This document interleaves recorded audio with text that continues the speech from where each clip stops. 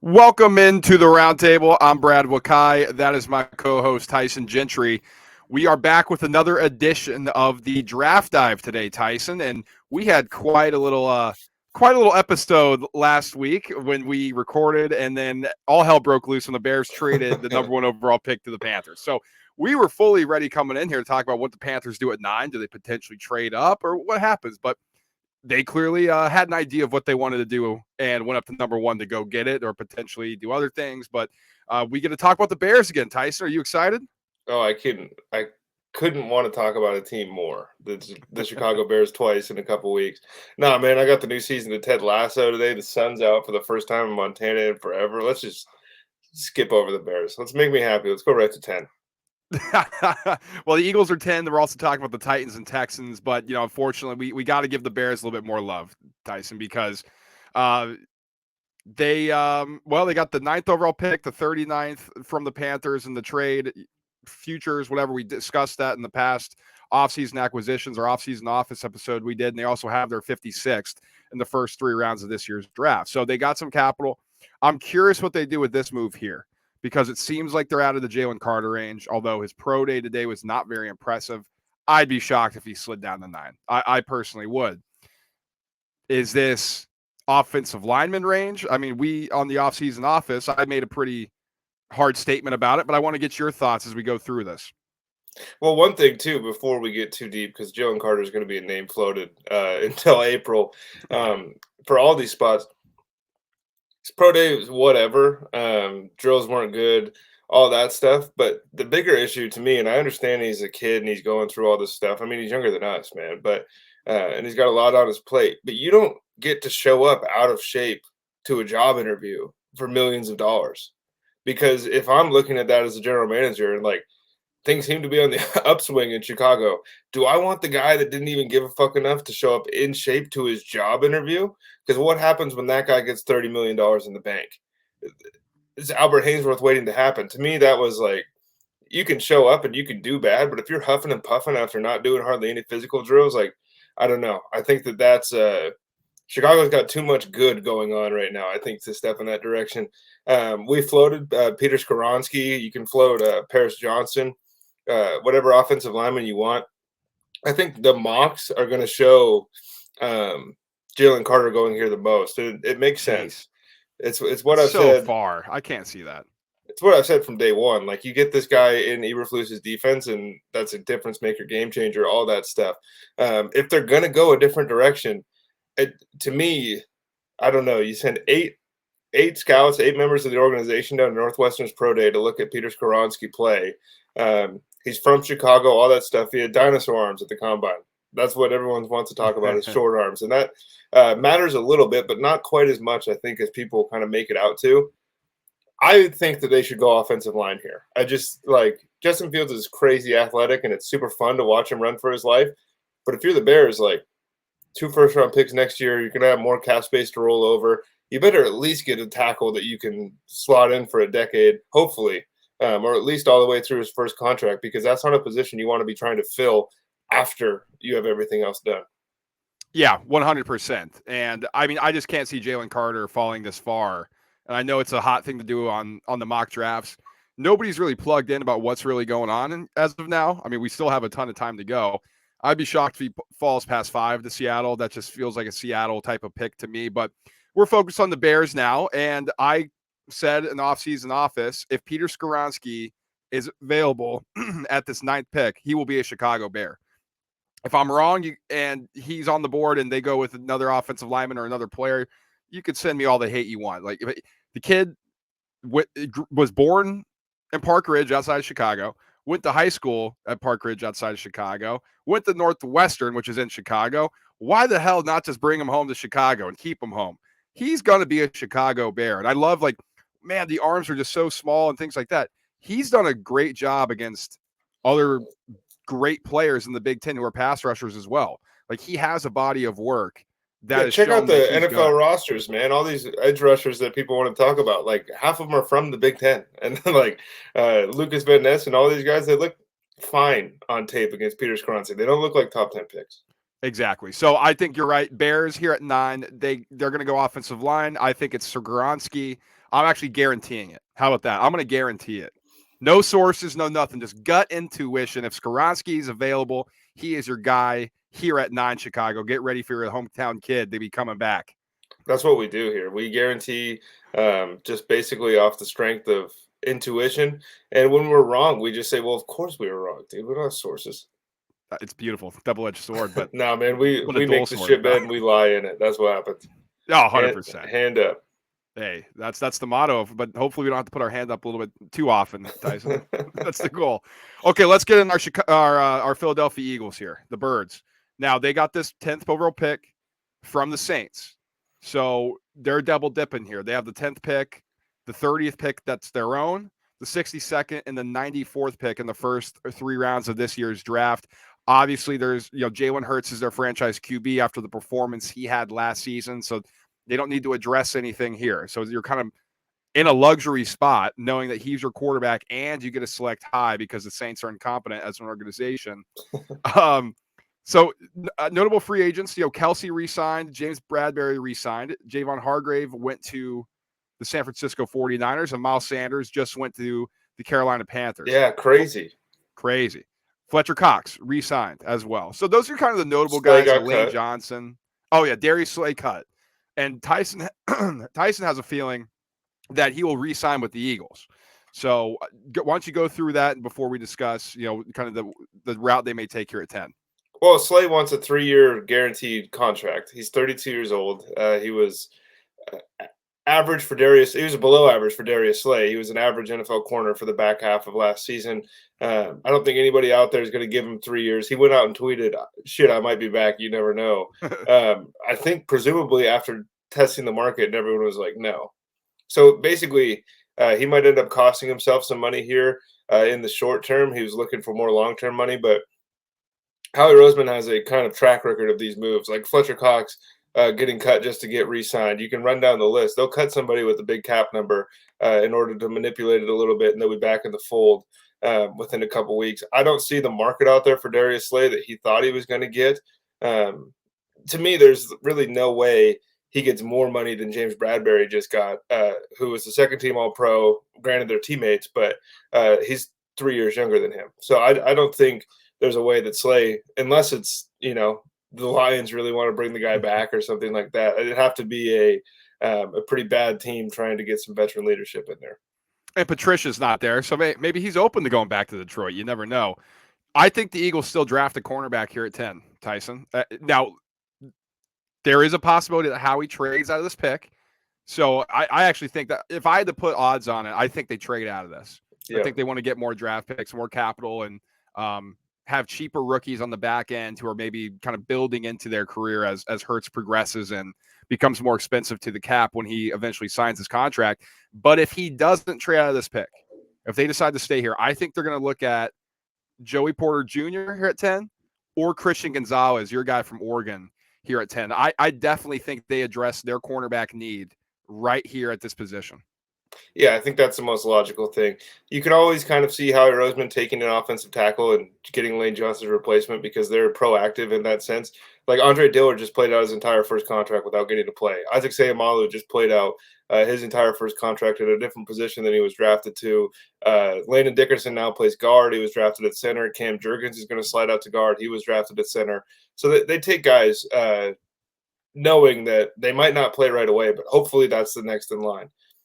I would be shocked if the Eagles pick here at 10. If they stay at 10, I think it's got to be a corner. I think Philly would really like to be able to plug and play Devin Witherspoon in here, but I don't know if he's making it all the way to 10.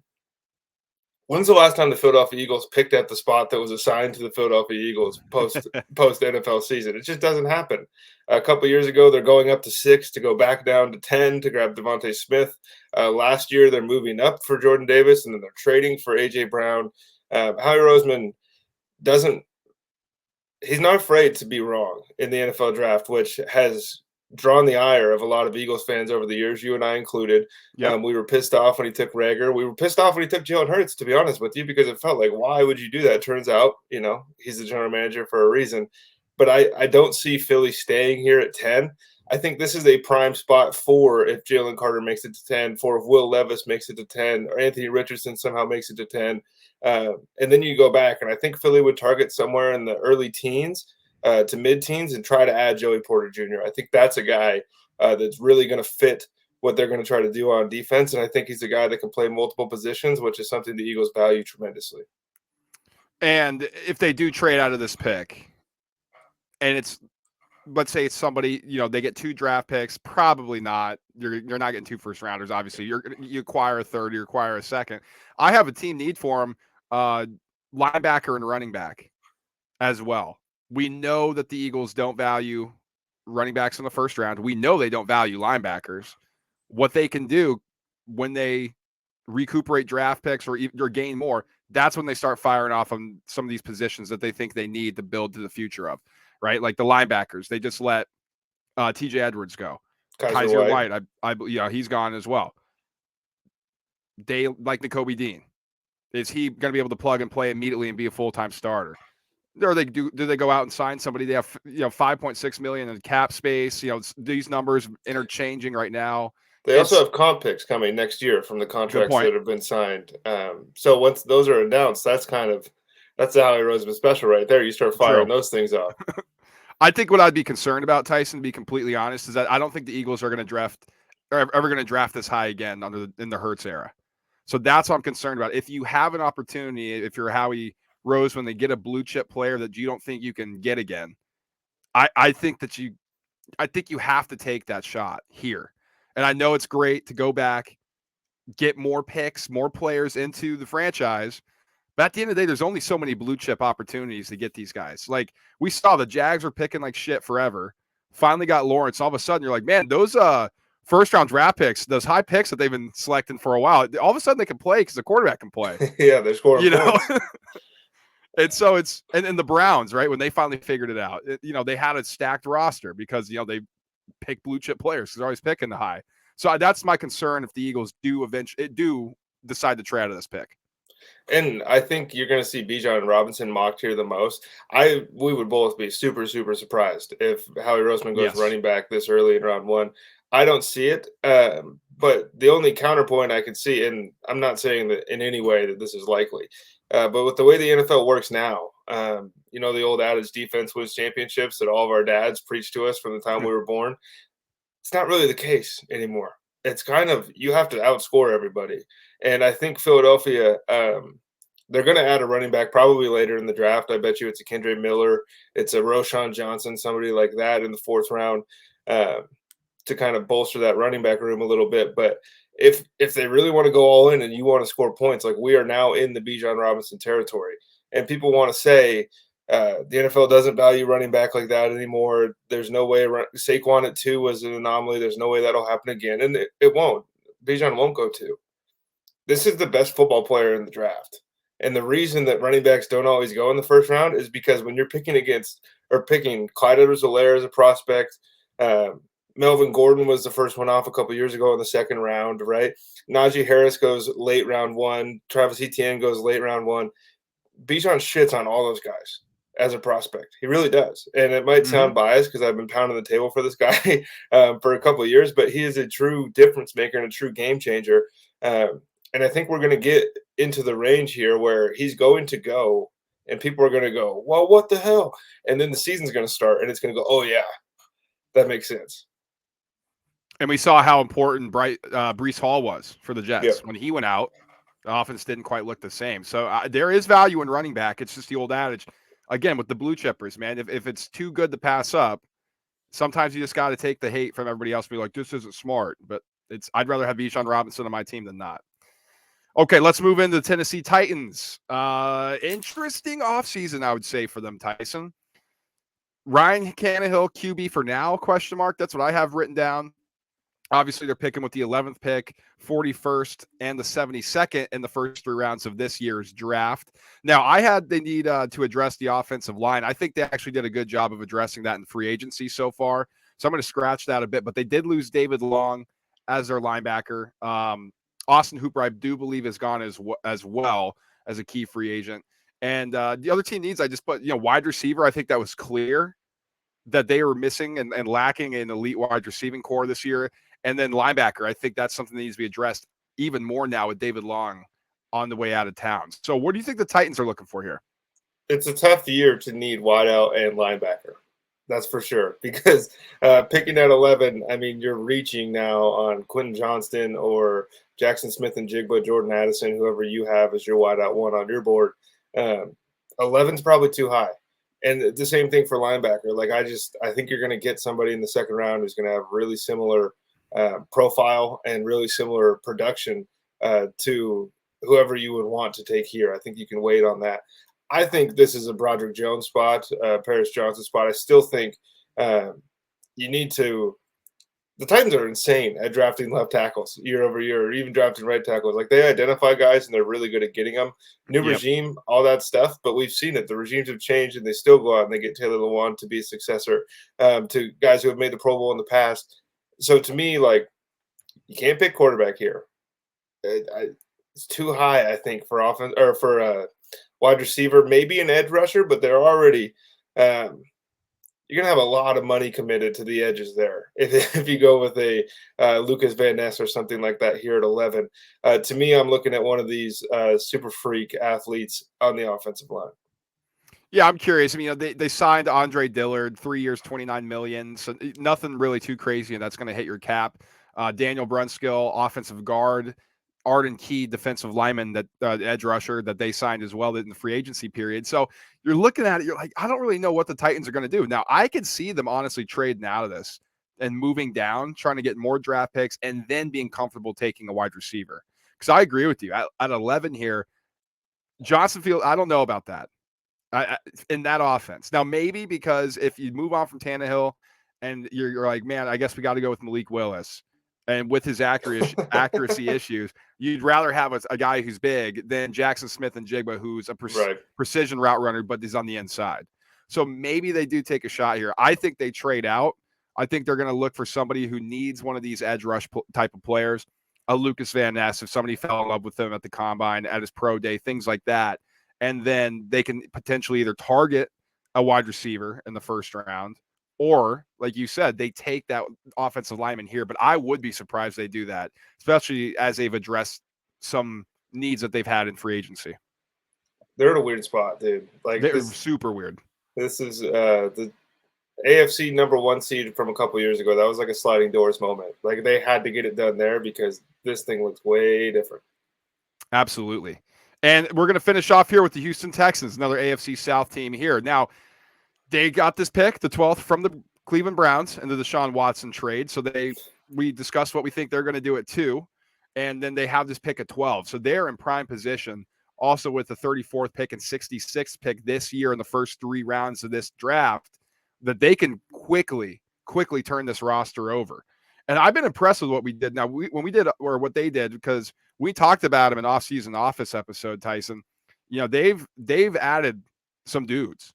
I mean, they got Shaq Mason on the offensive guard, re-signed their center Quesenberry. You know, their defense, Sheldon Rankins, Hassan Ridgeway, you know, wide receiver Noah Brown. Like, they're starting to get some actual players in this franchise. I'm curious where you think they need to address at this position, this spot in the draft specifically. I mean, it's counterintuitive to everything that we've said so far, but I think the Houston Texans need to swing for a home run.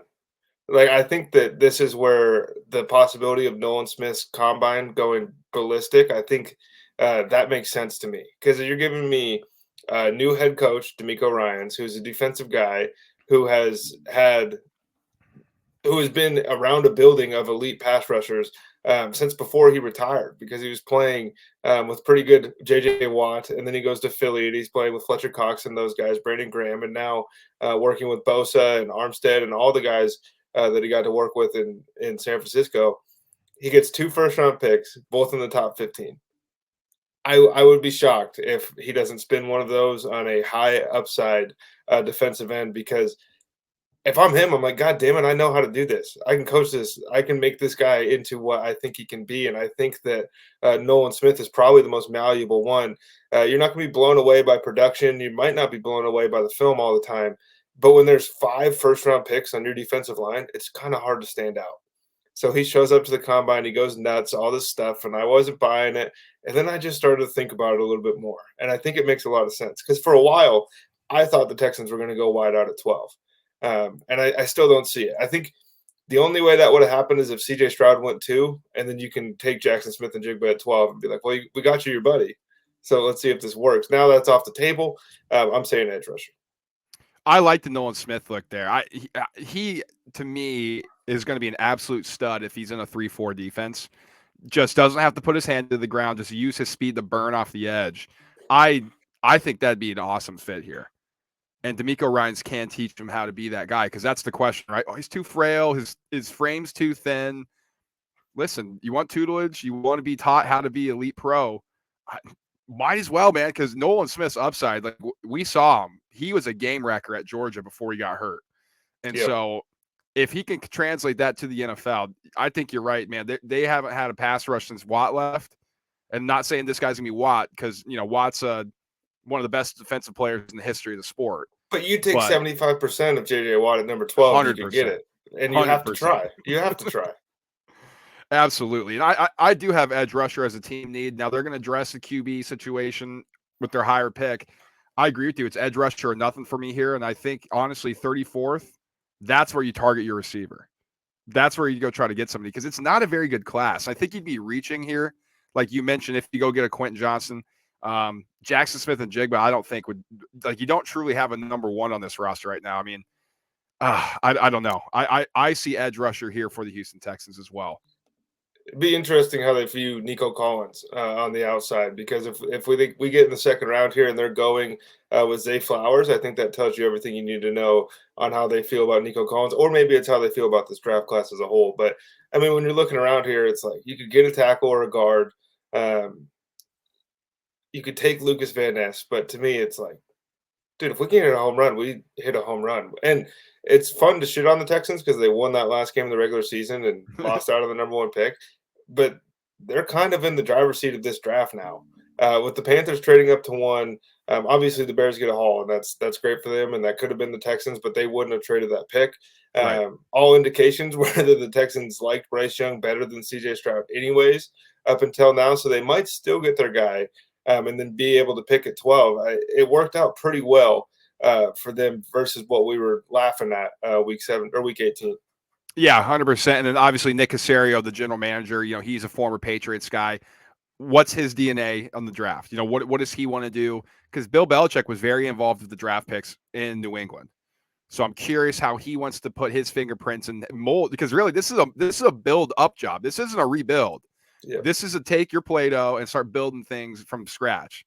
Because I mean, there's really not a lot there. So this is a big draft for the Texans, man. A huge draft. And I thought they did well last year. I think Derek Stingley was quietly super good this year. Just doesn't have a cool nickname and doesn't play in New York, so people weren't quite all the way in on him the way they should have been. But it got off to a good start. But, dude, like if they mess this up, not 12, but if they mess up the draft as a whole, they're right back in the dumpster for a long time.